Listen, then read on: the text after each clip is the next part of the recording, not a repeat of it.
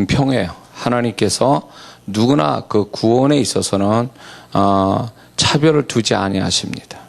그런데 놀라운 거는 구원 다음에는 하나님이 굉장히 차별을 두신다는 거예요. 그래서 어떤 사람은 왜 하나님이 왜 공평하신 하나님이 이렇게 차별을 두십니까? 라고 하지만 그거는 어쩔 수가 없어요. 하나님이 차별을 두셔요. 자, 그 차별이 어디까지 어느 정도 디테일하냐면 이런 거예요. 소자에게, 작은 자, 하찮은 자에게 냉수 한 그릇 주는 것조차도 그게 상이 있고 없고 할 만큼 차별을 두신다는 거예요. 그래서 우리가 구원받은 다음에는 똑같은 출발선상에서 이제 구원받은 다음에 살지만 천국 갈 때는 똑같이 구원받아도 천국 가서는 완전히 다른 하나님의 대우를 받을 수 있다는 거죠. 그래서 어떤 사람은 겨우 천국 들어간 사람이 있고 어떤 사람은 화려하게 하나님의 정말로 상을 받으면서 천사의 정말 환호를 받으면서 상 받고 사는 사람이 있을 겁니다. 근데 내가 천국은 안 갔다 와서 모르겠는데 갔다 온 사람들이 얘기하더라고요. 천국 가니까 집 모양도 다르고 사는 데도 다르고 어떤 사람은 강남 같은 데 살고 어떤 사람은 저기 달동네 같은 데 살고 어떤 사람은 화려한 세마포에 빛나는 면류관을 받고 사는가 하면 어떤 사람은 겨우 구원받아가지고 옷이나 하나 걸치고 사는 그런 사람도 있다라는 거예요. 근데 나는 안 가봤지만 난 그 말을 믿고 싶어요. 아니 예수님 일찍 믿어서 주를 위해서 수고한 자와 이제 숨 꼴가닥 넘어가기 직전에 구원받은 사람이 천국 가서 똑같이 대접받는다면 이거는 너무 억울한 거 아니에요? 그렇기 때문에 하나님은 분명히 차별을 두세요. 우리를 움직이지 마. 어제 뭐라 그랬어 목사님? 움직이지 마. 자, 그렇기 때문에 우리가 천국 가는 그날까지 우리가 구원을 하나님이 일찍이 나를 구원시켰다라는 얘기는 이제 하나님 앞에 더 많은 상급을 쌓으라고 기회를 주셨다는 말과 같아요. 그래서 일찍이 구원받았다는 게 얼마나 큰 은혜인 줄을 알아야 된다는 거예요. 근데 많은 사람들이 구원을 받았음에도 불구하고 일찍이 구원받고도 주를 위해서 수고할 또 상을 받아야 할 그런 어떤 기회를 주셨는데도 받지 못하면 그것은 다시 말해서 주님 앞에 책망받을 반대의 책망받을 일이라는 걸 알아야 돼요. 응? 왜? 하나님이 그렇게 기회를 주시고 하나님이 그렇게 기대했는데도 기대에 못 미치고 그냥 구원받았는데도 엉망진창으로 살아가게 된다면 그 사람은 반드시 하나님이 일찍 구원시킨 거에 대한 책임과 또 그거에 대한 하나님이 또 기대로 못 미친 거에 대한 주님의 추궁이 따른다는 거예요. 그래서 일찍 구원받았다는 게 얼마나 주님 앞에서 우리가 부담을 느끼고 살아야 돼요. 응? 그리고 하나님이 그만큼 나를 사랑하셔서 기회를 주신 거니까 좋은 기회를 주셨는데 내가 그거 활용하지 못하면 내가 나중에 주님 앞에서 후회하며 살 수도 있어요. 그래서 우리가 이렇게 호흡을 하고 산다라는 것, 지금 호흡을 하고 산다는 것은 무엇을 의미하냐면 하나님이 아직도 나에게 생명 주셨다는 건 하나님이 나한테 기대하신 바가 있고 영광 받으실 게 있고 반면에 내게는 또 축복받을 기회를 주셨다는 증거이기 때문에 우리는 이 살아있을 때 건강할 때에 주님 앞에서 열심을 내어 사는 게 후회 없는 인생을 사는 비결이다 그겁니다. 할렐루야. 그래서 나는 이런 어린아이들, 학생들을 보면 저도 학교 다닐 때, 고등학교 다닐 때 제 별명이 광신자였어요. 얼마나 교회 열심히 하고 다녔는지 광신자였어요. 근데 그것이 이제 어떤 고등학교 졸업하고 이제 대학 실패해보고 그러면서 이제 세상을 접하면서 누가 멘토가 없고 나를 영적으로 끌어줄 사람 또 은혜도 못 받고 이러니까 이제 세상에 빠져들어갔단 말이에요. 그 세월이 지금도 후회가 돼요. 그때 그렇게 살았던 게. 주를 위해서 살 시간을 내가 주님 앞에 정말로 잘못 살은 그 시간들이 너무 후회가 되는 거예요. 지금도 후회돼요. 응? 그래서 지금 이렇게 학생 때, 청년 때 주를 위해서 수고하고 애쓴다는 것은 그게 장래에 내가 앞으로 살아가는 내 인생에 얼마나 플러스 되는 하나님의 은혜를 충만히 받을 수 있는 기회를 갖게 되는 거예요. 왜냐하면 그 젊었을 때 하나님께 그 시간들을 드린다, 몸을 드린다, 물질을 드린다는 건 굉장히 하나님이 어느 때보다도 귀하게 여기기 때문에 그래요. 그래서 할 수 있는 한, 제가 이 나이 돼서 신앙사 43년 지나가는 제가 이렇게 지금 이렇게 확신을 갖는 건 뭐냐면, 하나님이 보실 때, 세상이 빛날 때, 내가 청춘일 때에 뭔가 힘이 있고 뭔가 좀 할 만한 그런 나이대에 주를 위해서 열심히 하면 다른 병들어 가지고 하는 것보다 훨씬 가치 있고 훨씬 하나님을 기쁘게 하고 훨씬 더 하나님께 축복받을 기회를 갖게 되는 거예요. 아까워하면 안 돼요. 아까워하면. 미친 듯이 주를 위해서 살면 절대 헛되지 않아요. 주를 위해 산 자를 손해보게 하거나 망하게 한 적은 없어요. 그리고 이런 게 있어요. 제가 이렇게 오랜 동안 성도들을 보고 이러면서 하나 이렇게 깨달은 게 뭐냐면, 주를 위해서 정말 열심히, 정말 진짜 계산 안 하고 주를 위해서 열심히 산 그 친구들이 지나고 보니까, 세월이 지나고 나이 먹을 때 정말 필요할 때, 그 인생 속에 정말 필요할 때 하나님이 그동안 해온 것을 그때 보상하시더라, 그 얘기예요.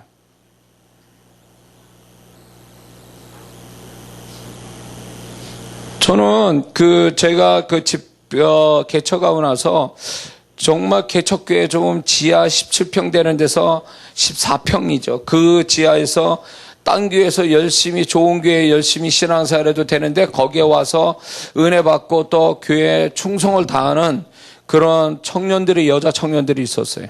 그 청년들이 정말 그 직장 다니면서 가난한 교회, 또 그렇게 보면은 초라한 그 교회를 열심으로 섬겼어요.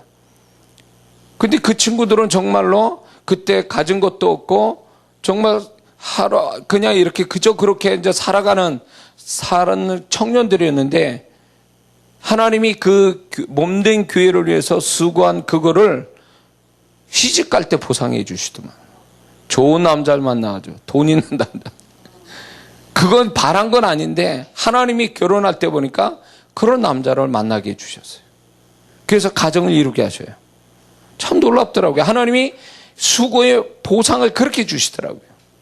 히스기야가 이제 곧 죽는, 하루 넘기면 이제 죽을 이사야를 통해서 하나님 음성을 들었을 때, 벽을 향하여 기도했을 때 그가 16년의 세월을 다시 이제 받잖아요. 근데 보상을 받는데 이게 있습니다. 히스기야가 이런 기도를 해요. 지난날 주를 위한 선한 행실을 기억해 달라는 기도를 해요. 근데 그 히스기야는 왕이 되면서 다른 역대 왕보다 훨씬 더 신앙 개혁을 일으켰단 말이에요. 종교 개혁을 일으키고 주를 위해서 순종 잘하고, 그래서 하나님이 형통케 하시는 그때 당시에도 축복이 있었지만, 그 하나님을 위한 이 영적인 사역을 그가 다른 왕보다 열심히 했던 거예요. 그런데 히스기야는 감히 하나님 앞에 그 얘기에 선한 행실을 기억해 달라고. 그럴 때 하나님이 응답하셨어요. 그의 생명을 연장시켜 주시고, 뿐만 아니라 아수르에게 포위당한 예루살렘을 또 아수르에서 풀려나도록 하나님이 이렇게 나라를 또 지켜주시는 은혜를 받았어요. 히스기야 왕 때문에. 그러니까 주를 위한 수고가 절대 헛되지 않다라는 거예요. 응? 헛되지 않다라는 거예요.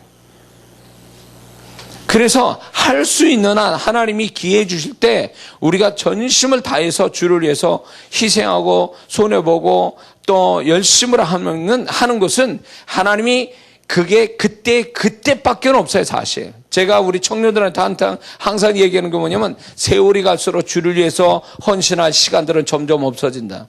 그러니까 기회 주실 때 열심히 해라는 거예요. 언제나 그 시간이 있는 건 아니라는 거예요. 어떤 사람은 재산 다 잃은 다음에 지 마음대로 마음대로 막 방탕하게 다 쓴 다음에 교회 와가지고 그런 소리.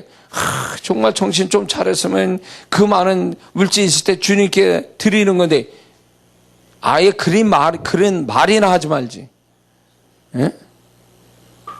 건강 다 잃어버리면 이제 오늘 내일 하는 그 병든 몸 가지고 내가 건강할 때 주님 위해서 수고해야 될 텐데 그런 소리 하지 말란 말이에요.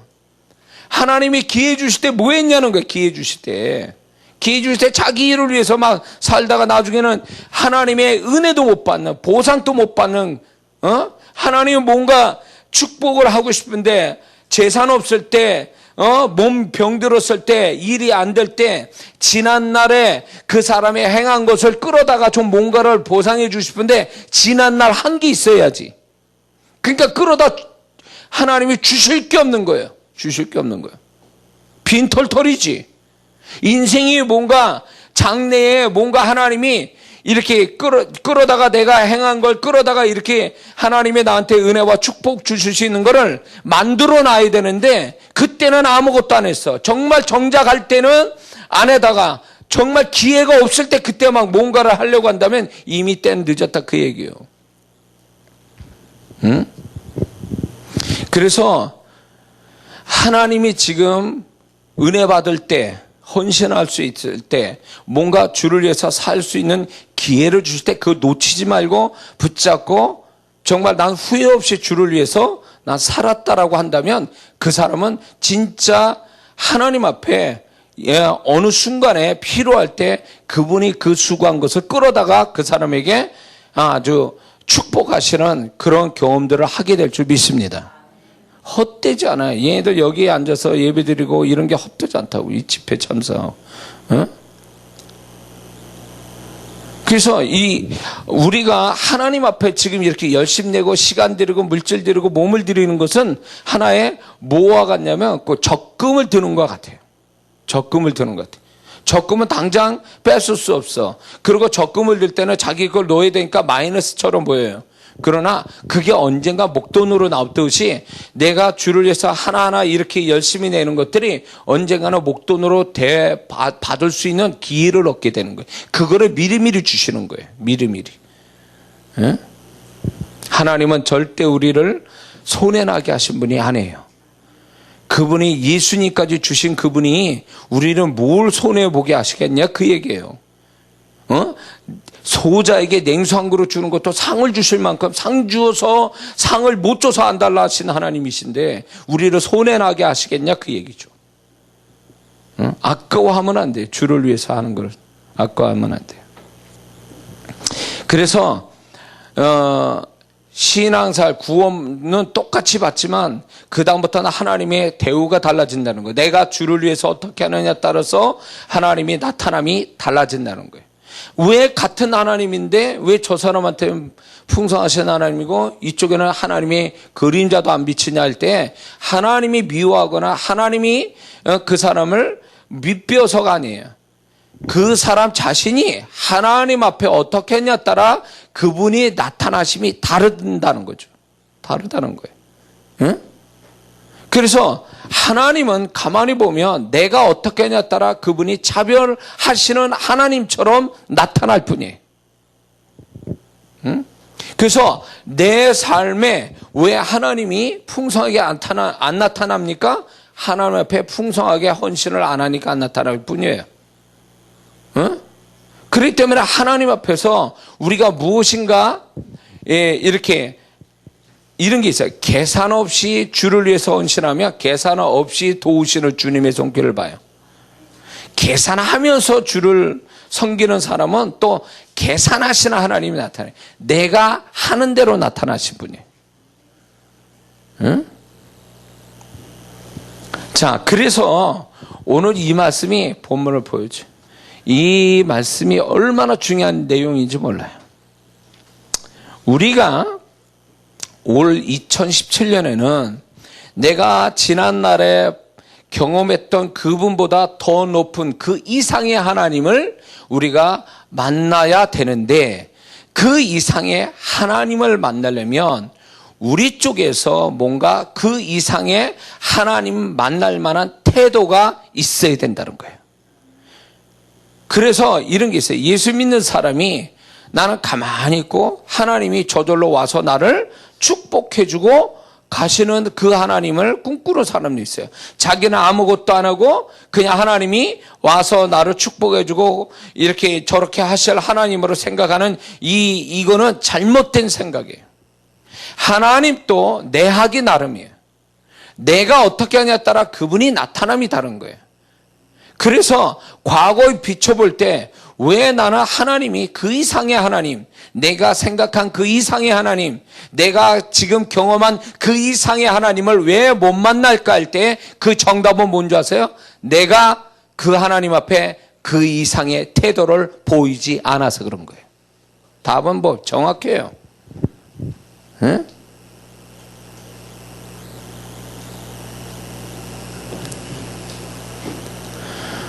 어떤 성도가 목사님 제가 11조를 그러니까 하나님 11조를 축복해 주셨으면 좋겠습니다.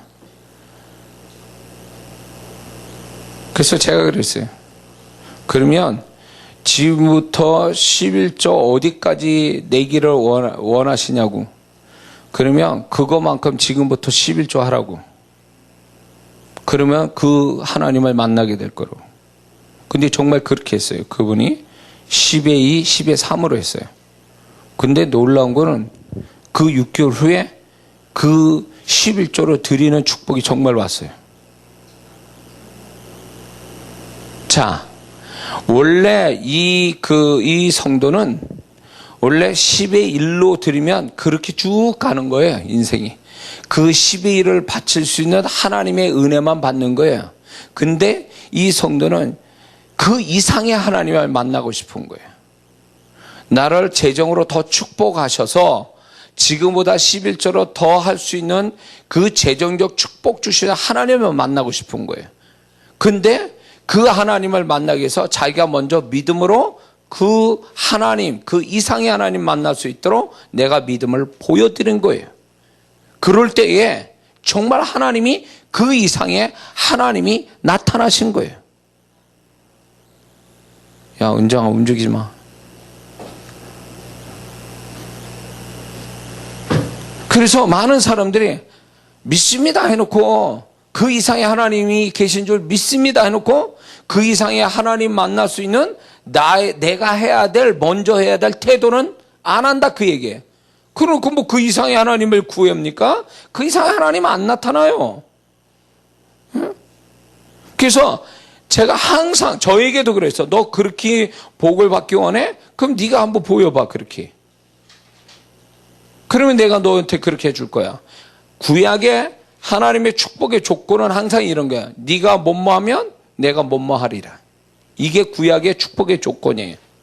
그래서 근데 하나님 이 조건이 이게 공식인데 그게 뭐냐면 내가 뒤에서 뭐뭐 하는 것이 되려면 네가 그 앞에 뭐뭐를 해야 된다는 조건이에요.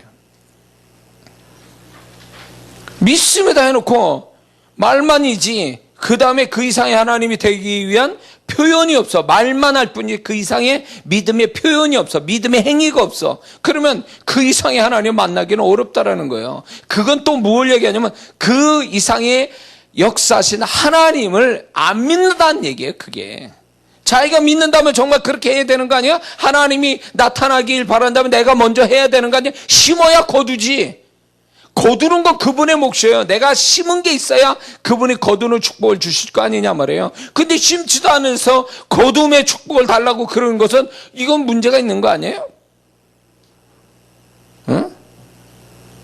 하나님, 제가 직장에 취직되기 원합니다. 주실 줄 믿습니다. 그러면 직장에 저절로 됩니까? 직장에 좀 이력서라도 내야 될 거 아니야. 그걸 믿는다면 정말로. 그거는 하나도 안 하고 주님이 직장 줄 줄 믿는다고. 이거는 좀 말이 안 되는 거잖아요. 그러니까 그 이상의 하나님, 직장을 취직시켜 주시는 하나님을 만나려면 내가 뭔가 액션이 먼저 있어야 그 다음에 하나님이 일하심이 있을 거 아니냐 말이에요. 근데 우리의 사고방식 중에 이 잘못된 사고방식이 뭐냐면 주님이 일하시면 내가 거기에 반응을 보일게요. 이런 식이에요. 이게 무슨 신앙이야, 이거. 누구도 하는 거예요. 이게 무슨 믿음이 이게 무슨 신앙이에요. 하나님을 움직여 자극을 시키고 하나님을 움직이게 만드는 이 시동 거는 자는 내가 하는 거지 하나님이 먼저 하시는 게 아니에요. 하나님이 일하시면 내가 그때 따라서 할게 이게 아니라 하나님 내가 합니다. 그러면 하나님이 해 주셔야만 됩니다 하고 딱 그냥 해버리는 거지. 그래야 하나님이 그게 믿음이고 그 다음에 이 내가 하는 것에 대하여 반응하시는 그 하나님을 보는 게 그게 우리가 마땅히 보여주는 신앙의 모습이란 말이에요. 믿습니까? 그래서 신앙생활을 할 때에 이게 있어요. 기도로 구할 것도 있지만 보세요. 구하라 그러면 주실 거예요. 구해서 말로 할 게 있고 그 다음에 찾아야 될 게 있고 두드려야 되는 행위 차원에서 있어야 될 것들이 있는 거예요. 근데 말만 해놓으면 이 기도의 3요소인데 구하라 찾으라 문을 두드려. 이거는 어느 하나만 가지고 돼서는 안 된다는 거죠. 어느 하나 가지고 될 수도 있는 거지만 구해서 안 되는 것은 찾아야 되고 찾아서 안 되면 두드려야 되는 이런 하나님이 얘기하고 계시는데 어떤 사람은 제가 기도했으니까 하나님이 역사할 겁니다. 기도 분명히 하나님은 기도 플러스 믿음의 행위를 요구하고 있는데 믿음의 행위는 없어요. 그러니까 하나님의 역사가 안 나타나는 거예요. 왜 그러냐? 말로는 쉽게 할 수 있어요. 그런데 그 다음에 믿음의 행위를 하는 것은 자기의 믿음이 얼마나 가지고 있는가를 드러내는 작업이거든요. 근데 믿음이 없으니까 행위를 못 가져오는 거예요. 했다가 손해볼 것 같고 했다가 하나님 안 해주실 것 같고 그러니까 의심이 가고 믿음이 안 생기니까 행위가 안 나타나는 거예요.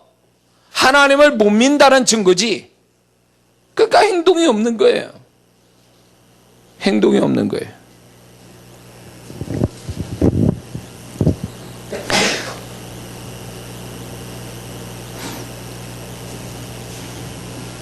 제가 이런 사역을 한 적이 있어요. 어느 권사님인데 그분이 고민을 상담을 하는데 친척 되는 분한테 1억을 빌려줬대요. 1억을 빌려줬는데 이분이 3년 되도록 이자도 안 갚고 원금도 안 갚고 이래서 고민된다고 저한테 얘기하더라고요. 근데 그때 주님의 음성이 들리는 거예요. 그래서 이 권사님한테 주님의 음성을 전달했죠. 권사님, 그것이 이루어질 줄 믿는다면 주님 앞에 1,000만 원을 헌금을 하세요. 제가 주님의 음성을 전달합니다. 이게 이장한 목사의 소리면 안 이루어질 거고 이게 주님으로부터 온 음성이면 이거를 믿고 순종하면 주님이 축복하실 거예요. 제가 그랬거든요. 근데 이 권사님이 정말로 1,000만 원을 헌금했어요. 그 다음에 어떻게 될게요? 이분이 간증을 합니다.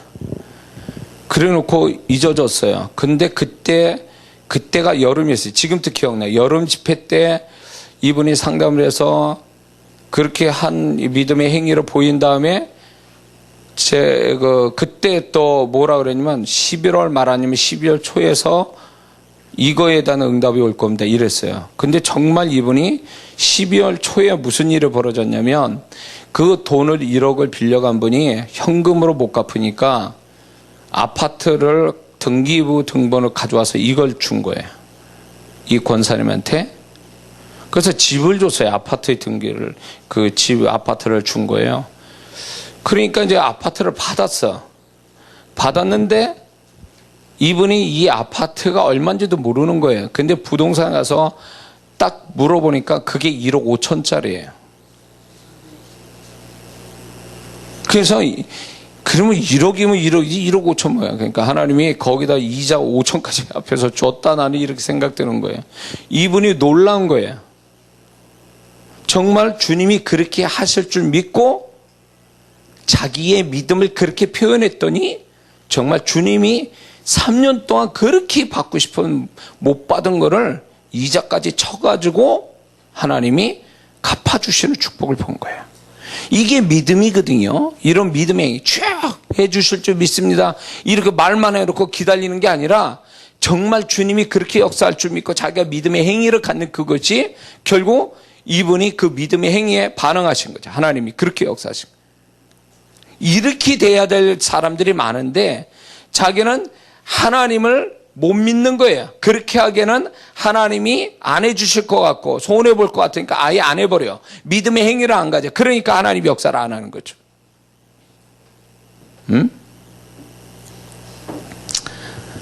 자, 하나님이 우리를 더 우리가 생각한 그 이상의 하나님을 계속 만나주고 싶은데 우리가 못 만나는 것은 결국 내가 그 수준에서 늘 머물러 있기 때문에 그 수준에서의 하나님만 경험을 계속 반복해서 경험하는 거예요. 그런데 올 2017년에는 과거와 다른 또 차원이 다른 그 이상의 하나님을 우리가 보기를 원한다면 어떻게 해야 될 거냐 그 얘기예요. 어떻게 해야 될 거냐. 이 말씀 안에서 그분이 우리한테 계시해 주고 계십니다. 자, 분명히 여기 보세요. 물을 주는 자가 있고 물을 받은 자가 있습니다. 그렇죠? 냉수 한 그릇 받는 자는 작은 자라고 그랬어요. 이 작은 자는, 이 소자는 정말 어린아이일 수도 있고 하찮은 자를 의미하는 거예요. 그러면 냉수를 주는 자가 있고 냉수를 받는 소자가 있는데 여기에 냉수를 주는 사람은 냉수를 안 줬다면 그는 상을 주신 하나님을 못 만나는 거예요. 근데 이 냉수를 주는 자가 소자에게 냉수를 줬기 때문에 상을 주신 하나님을 만나는 거예요. 그러면 냉수를 주는 자의 입장에서 보면 자기가 평소에 만나지 못한 상 주시는 하나님, 그 이상의 하나님을 지금 만나고 있는 거죠. 이해가 되세요? 그러므로 이게 냉수를 주는 자, 냉수를 가지고 있는 자가 그 냉수를 가지고 있으면 그냥 아무런 일도 안 일어나는 거예요.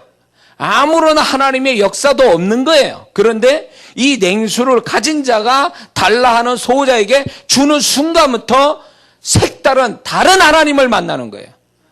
기존에 없었던 상 주시는 하나님을 만나는 거죠. 이게 올해 우리가 경험될 하나님이라는 거예요. 그 이전에 경험하지 못했던 그 하나님. 근데 내가 뭔가 액션을 취하는 순간부터 내가 그 전에 만나지 못했던 그 이상의 차원이 다른 하나님을 만나서 내가 복을 받는 것. 올해 우리가 신앙의 올 한 해 목표가 되어야 될 줄 믿습니다.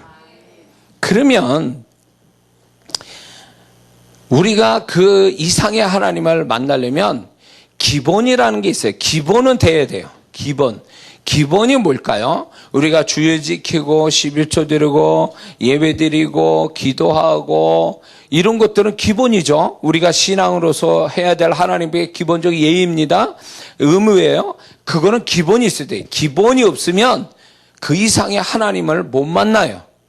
기본이 안 된 사람한테 무슨 하나님이 역사하시겠습니까?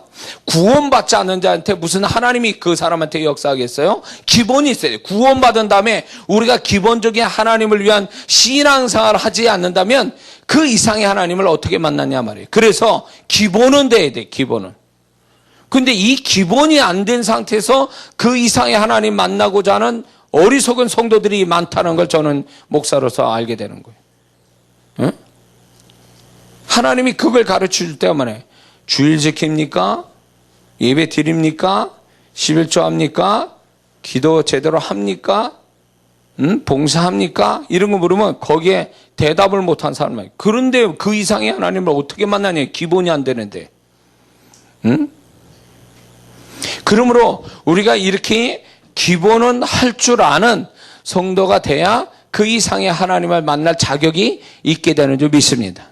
그러면 그 이상의 하나님을 만나는 자는 누구냐? 하나님이 기뻐하시고 중요하게 여기시는 일을 하는 사람이에요.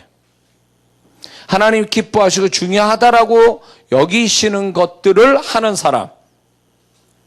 잘 보세요. 여기에서 지금 이 본문에서 이렇게 보면 냉수 한 그릇을 이 소자에게 냉수 한 그릇 준다는 얘기는 이 소자가 냉수 한 그릇이 필요한 거죠. 냉수를 가진 주인의 입장에서 보면 이 냉수가 필요한 목마름이 있는 이 사람한테 냉수를 한 그릇 줬다란 얘기는 이 소자에게는 너무 중요한, 물을 못 먹으면 문제가 생기니까 물을 먹어야 되는 필요한 어떤 중요한 순간인 거죠. 근데 이 냉수를 가진 자가 이 소자에게 냉수가 필요한 자한테 줬다라는 것은 굉장히 중요한 역할과 일을 했다라고 보는 거죠.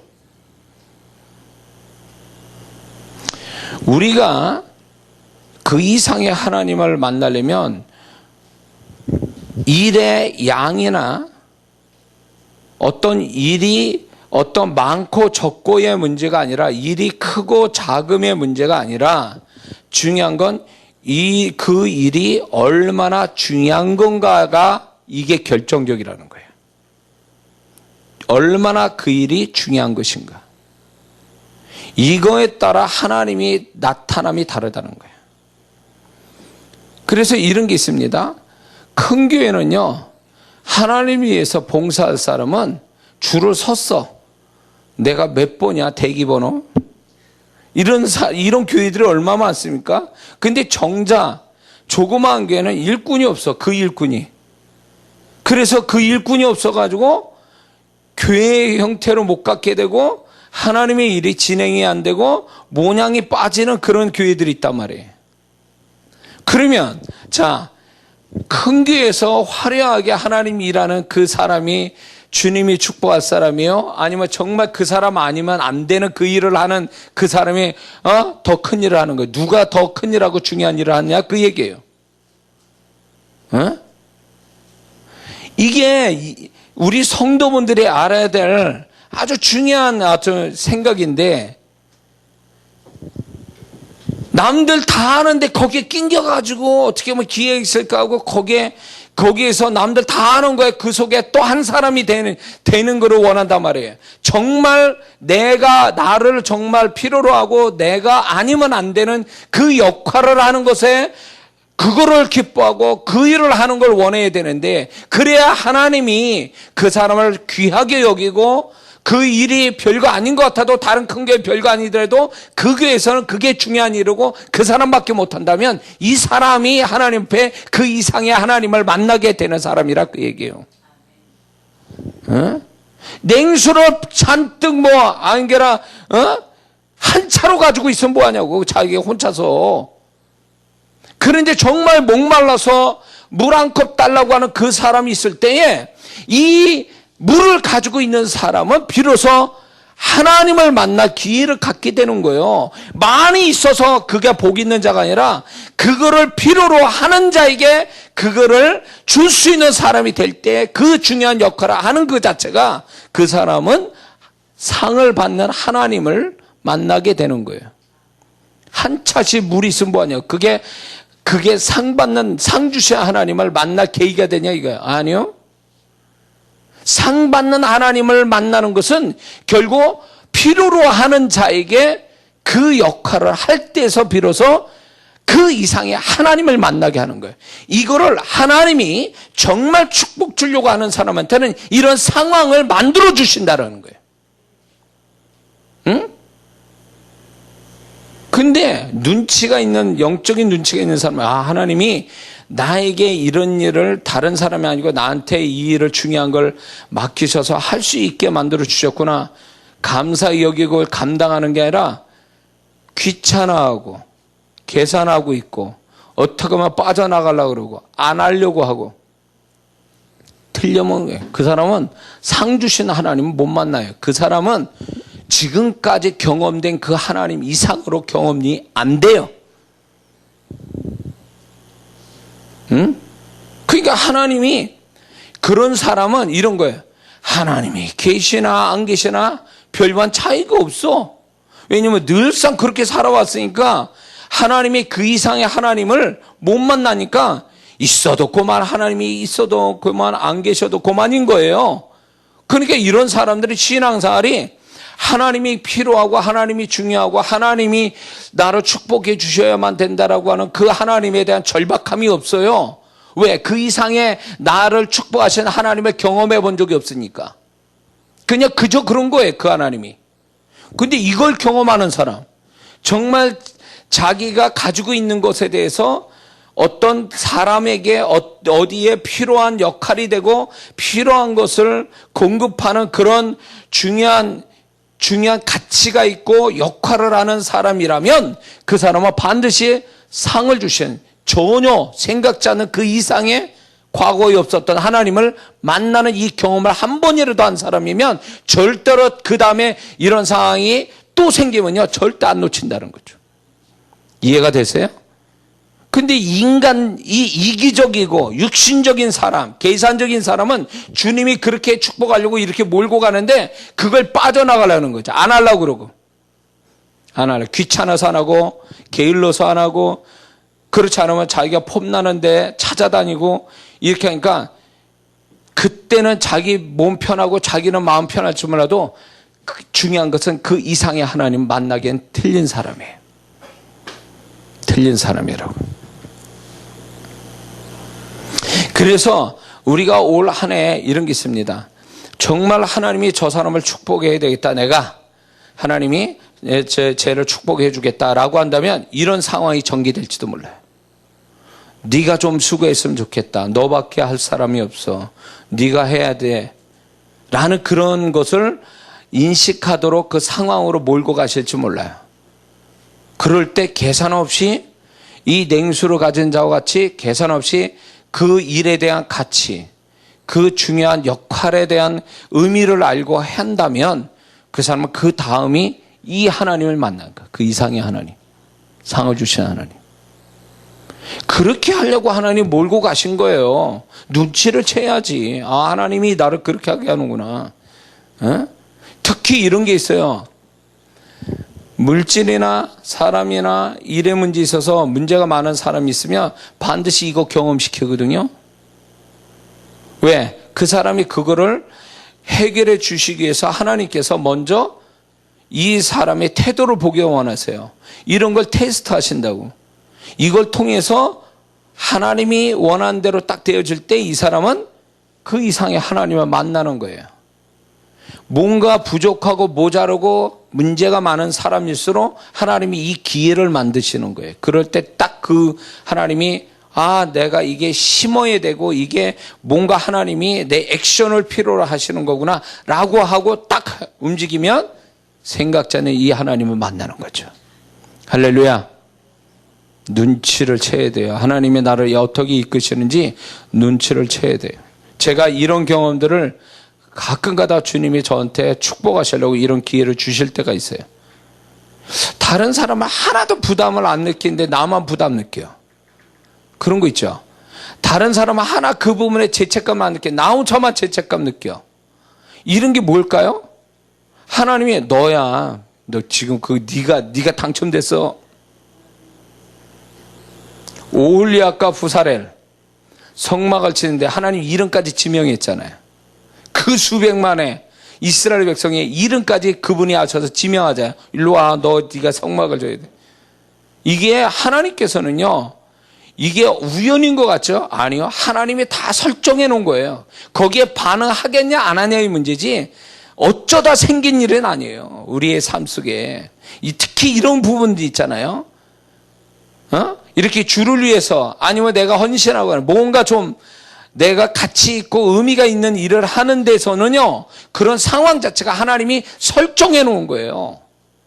눈치를 채야지. 그러면 그걸 몰라가지고 자기 이기적 생각, 편하고 게으르고 어떤 이런 생각에 빠져나가고 이러면 그 사람은 그 이상의 하나님을 좀 만나기 위해서 축복하려는 걸 놓쳐가는 거죠.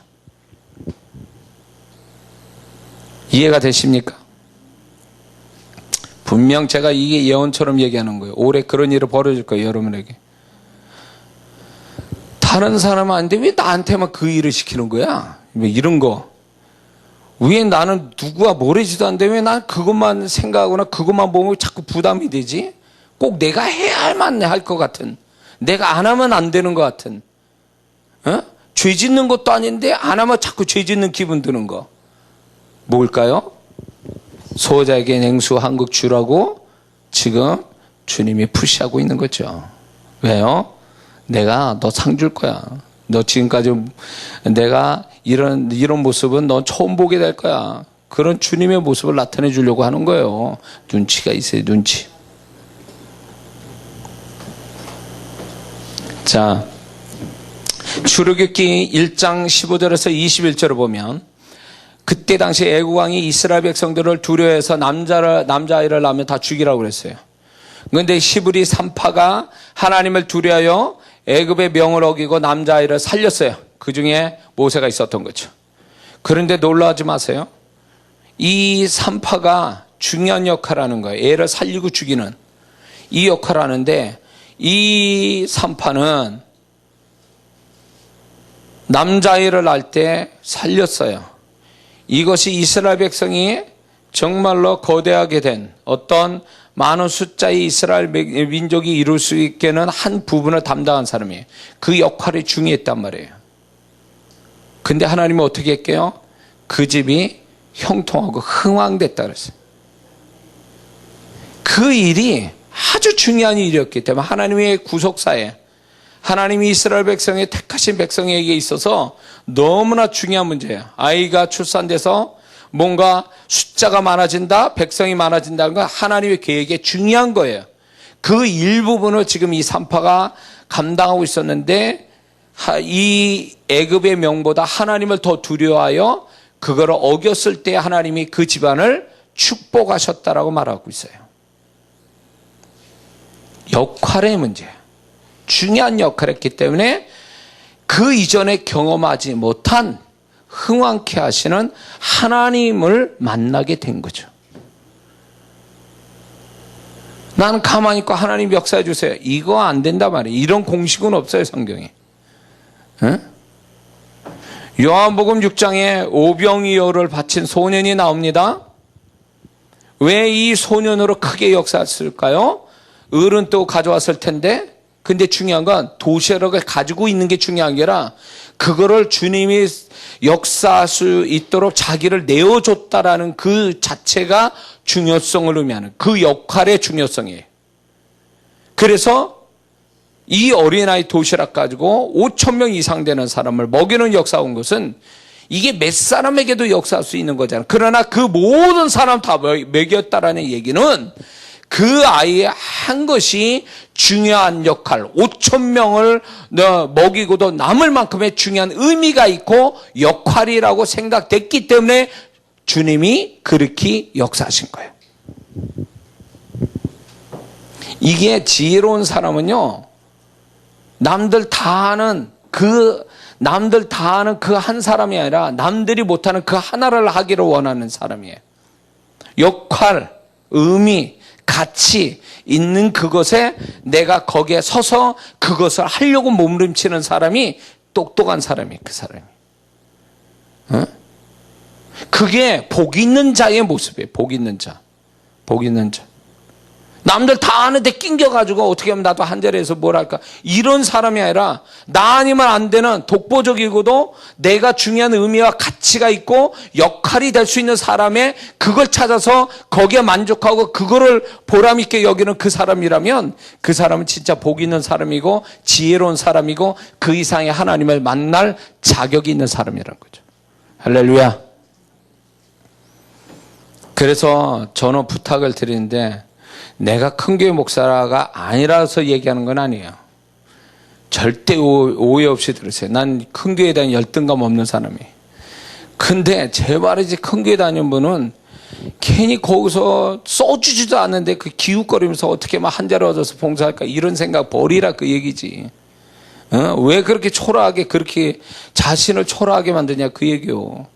얼마든지 교회는 많아요. 섬길 자리도 많다고. 나 아니면 안 되는 자리들도 있을 텐데 왜 그쪽은 눈을 안 돌리고 써주지도 않은 데 가서 써달라고 그러고 신앙생활 하냐고 도대체. 이 불쌍한 성도들이 교회에 많아요.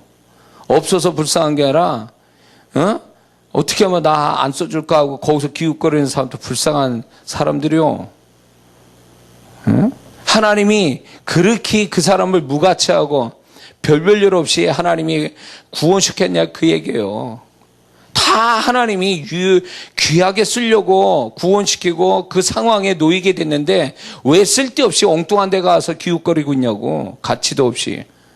분명히 하나님이 보낸 자리가 있는데 그 귀한 자리에 그 사람만 할 수 있는 의미가 있고 가치가 있는 일인데 왜 그거는 놓쳐가느냐 이거죠.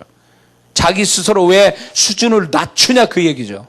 자기의 가치를 왜 낮추냐면 하나님이 낮추지도 않았는데 자기 욕심이죠. 인간적이고 계산적이고 그것이 자기 수준을 낮추고 있다는 걸 알아야 돼요. 두 번째는 그 이상의 하나님을 만나려면 하나님을 위해 기꺼이 버리고 헌신하는 사람이 그 이상의 하나님을 만나게 됩니다. 자, 이 본문을 가지고 얘기하겠습니다.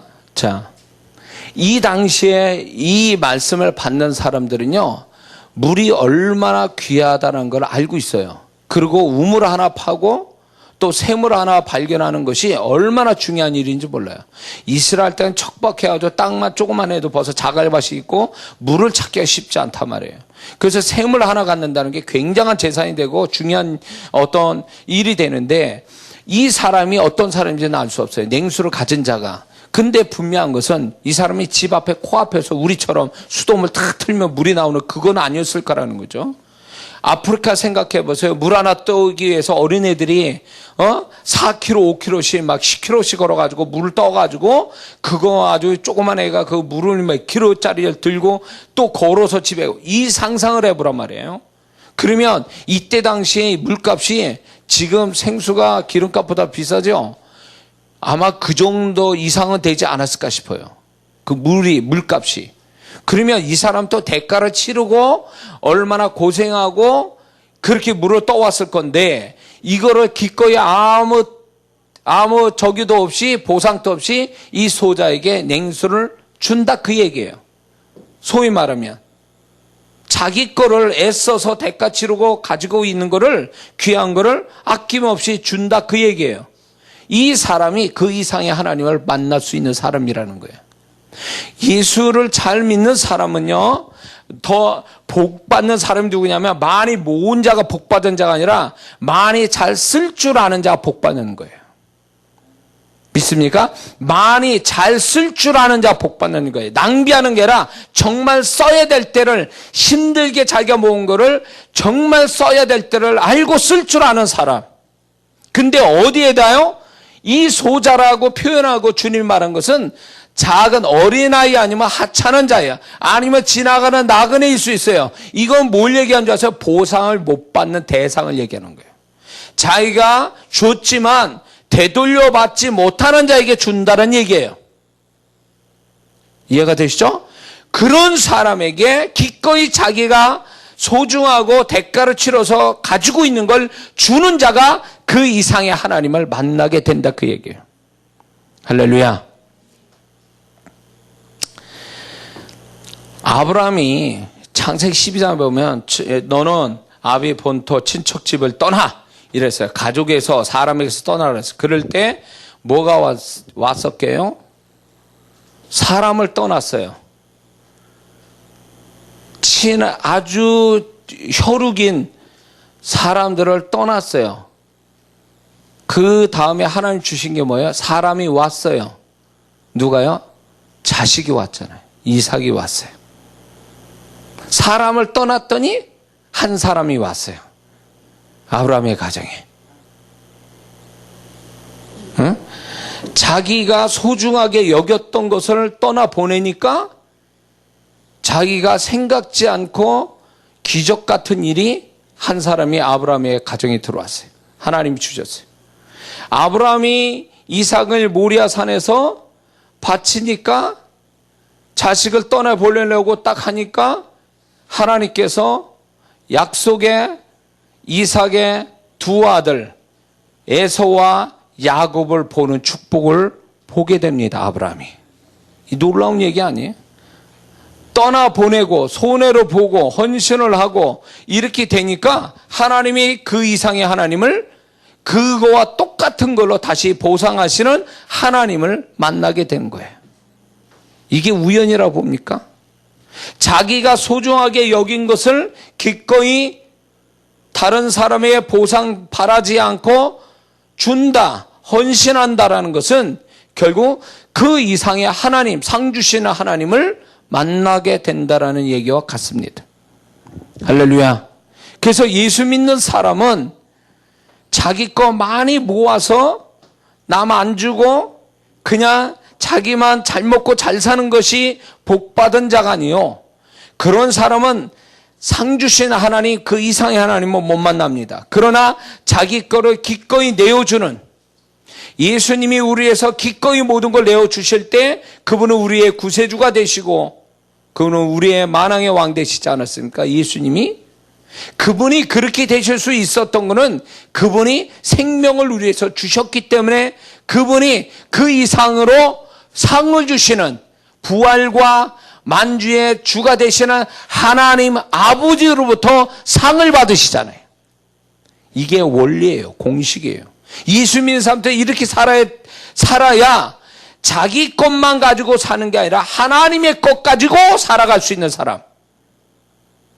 상 주시나 하나님의 손길로 인하여 잘 되는 사람, 하나님의 상 주신 하나님의 좋으신 하나님의 축복 속에 살아가는 사람, 이 사람이 진정한 복을 받는 자죠. 할렐루야.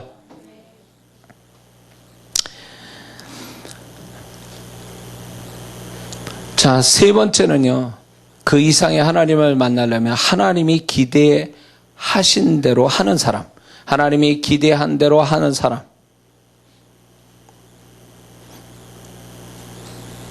자, 냉수 한 그릇 달라고 그랬어요. 냉수 한 그릇 달라고 그랬을 때 그 냉수를 원하는 대로, 기대한 대로 이 소자가 냉수 한 그릇 줬으면 좋겠다 하고 냉수 한 그릇 달라고 그랬는데 그 기대대로 냉수를 주는 사람. 이 사람이 그 이상의 하나님을 만나는 사람이에요. 솔로몬이 제가 지혜를 구했으면 좋겠다 그랬는데 솔로몬이 그걸 구했죠? 기대한 대로, 하나님이 기대하신 대로 그대로 생각하고 말을 했잖아요. 그러니까 부와 영광을 주시지 않습니까? 기대한 대로. 하나님이 기대하시는 게 있어요. 하나님께서 다윗이 제가 내 마음과 같았으면 좋겠다 할 때 다윗은 정말 그분과 마음이 같은 태도로 가졌을 때 그를 존귀하게 세우셨잖아요. 이게 있어요. 우리 모두는 하나님이 기대하신 바가 있어요. 근데 그 상황에 맞는 기대하신 바가 있어요.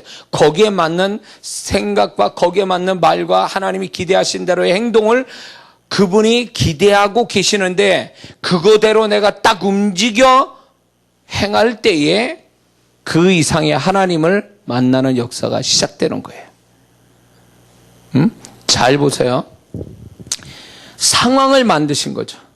이 소자가 냉수 한 그릇 주세요 할 때에 제가 냉수 한 그릇 주면 내가 상을 줄 텐데 라고 기대하고 계셨는데 정말 냉수를 가진 자가 상을 딱 주니까 상을 주시는 하나님이, 냉수 한 그릇 딱 주니까 하나님이 상 주시는 하나님이 바로 나타나는 거예요.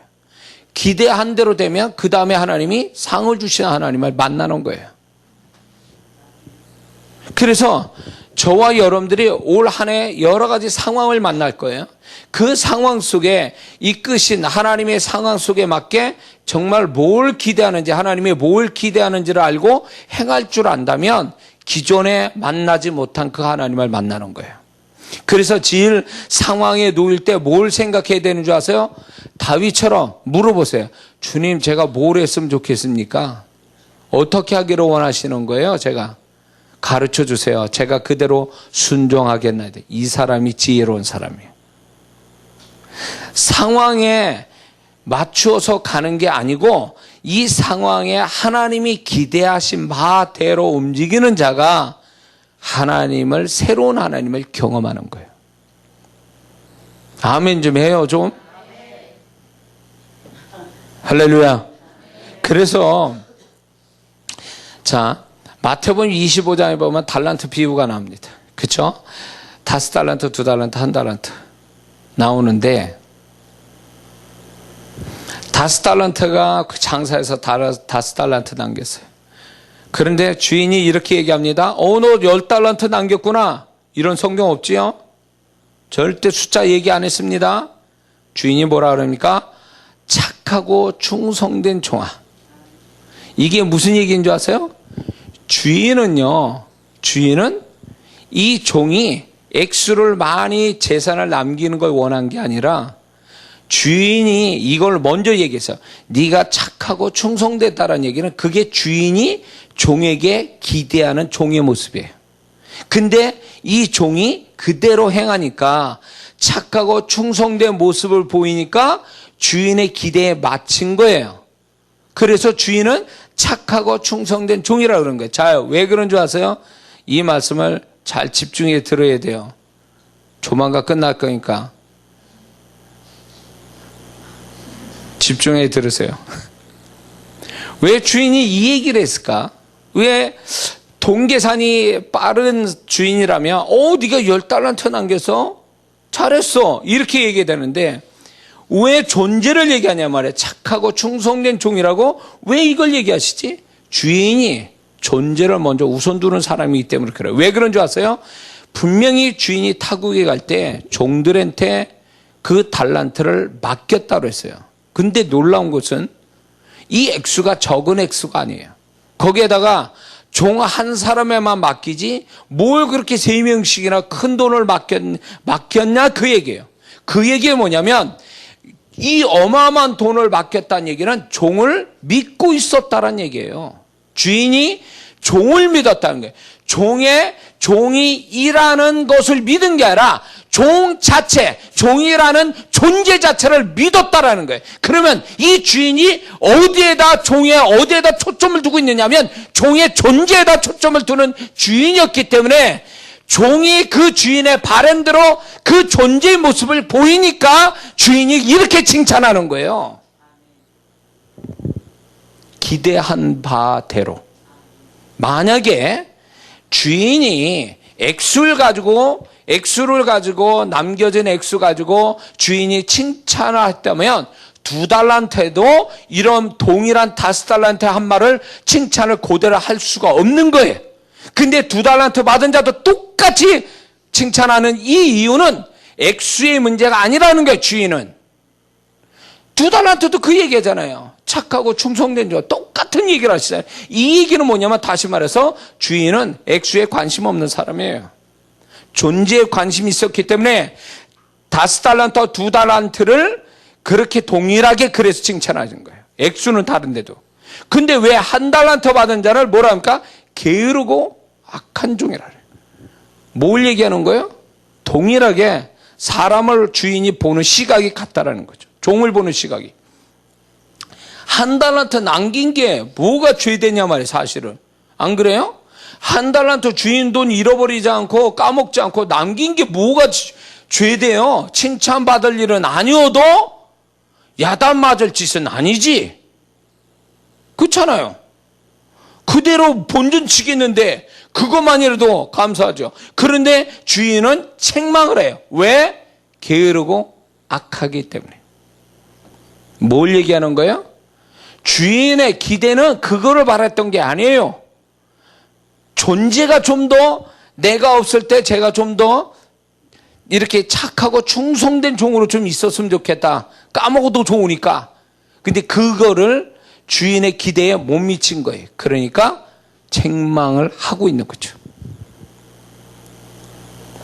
자, 올 한 해 하나님이 저와 여러분을 기대하시는 게 있어요. 그 기대에 맞추어서 간다면 하나님은 분명히 다른 하나님이 나타나실 거예요. 더 좋으신 하나님이 나타날 거예요. 응? 그래서 내가 요령껏 세상을 살아가는 그 사람과 환경에만 이렇게 초점 두고 주님이 나한테 이 상황에서 뭘 기대하는지를 모른 채 그냥 사람이나 환경에 쫓아서 거기에 적당히 맞춰서 가는 그런 사람으로 산다면 그 이상의 하나님 못 만나지만 우리가 정말 하나님이 기대하신 요걸 기대하시는구나 할 때 그거를 행함으로 인해서 그 이상의 하나님, 상 주신 하나님, 좋으신 하나님, 내가 과거에 경험하지 못한 그 하나님 올해는 반드시 봐야 될 줄 믿습니다. 누가 먼저 상 주신 하나님을 만나게 했을까요? 그 냉수 준 사람, 냉수를 가진 사람, 그 사람이 상 주신 하나님을 만났는데 가지고 있는 걸로 상 주신 하나님 만난 게 아니라 주는 행위를 가질 때 비로소 상 주신 하나님이 나타나기 시작했어요. 올 한 해도 뭔가 하나님이 자꾸 우리를 움직이게 하고 무엇인가 자꾸 헌신하게 하고 어떤 일을 하게 만드시고 뭔가를 하게 하실 거예요.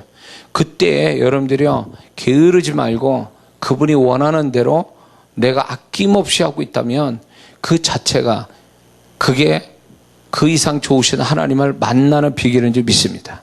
우리가 두려워할 게 뭔 줄 아세요? 편해지는 거 두려워해야 돼요. 편해지는 거. 아무것도 할 일 없는 거.